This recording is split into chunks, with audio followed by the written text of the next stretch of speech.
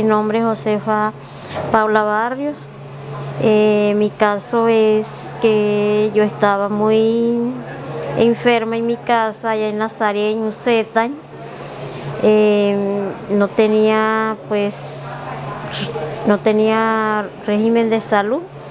y estaba anteriormente en contributivo por mi profesión, que era docente, pero a causa de mi salud quedé sin trabajo, no firmé contrato. Entonces acudí a la oficina de ANAS Guayú, en donde me atendió Velasio Suárez. En vista de mi gravedad me atendió, me activó enseguida. Me atendieron en el hospital de Nazaret, en donde ahí pues me encontraron que tenía los niveles de azúcar muy altos y las alteraciones que tenía en la presión, en donde me hicieron varios estudios, análisis ahí, y me vi en la necesidad de la remisión para Maicao, en donde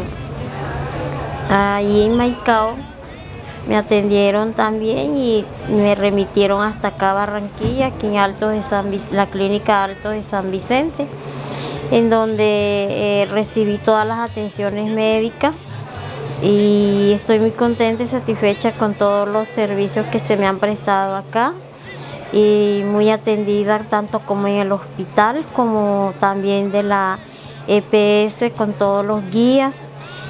que están aquí en Barranquilla, y muy contenta y muy feliz aquí en compañía de mi esposo, que al principio no queríamos venir porque teníamos miedo por los gastos, y de pronto venir hasta acá, una remisión requería de muchos gastos y decíamos que no. Pedimos más bien la salida voluntaria para no aceptar la remisión para acá, pero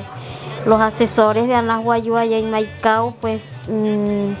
se nos acercaron y nos dijeron que no nos preocupáramos por nada, que ANAS Guayú nos brindaba el apoyo en todo lo que tenía que ver con alimentación, con hogar de paso y todo eso, y nos motivaron y aceptamos la remisión, y aquí estamos gozando de todos los servicios de aquí de la clínica, como también de la EPS. Contamos y estamos felices con todos los servicios que se nos han prestado, el apoyo, la alimentación para el acompañante, muy bueno todo,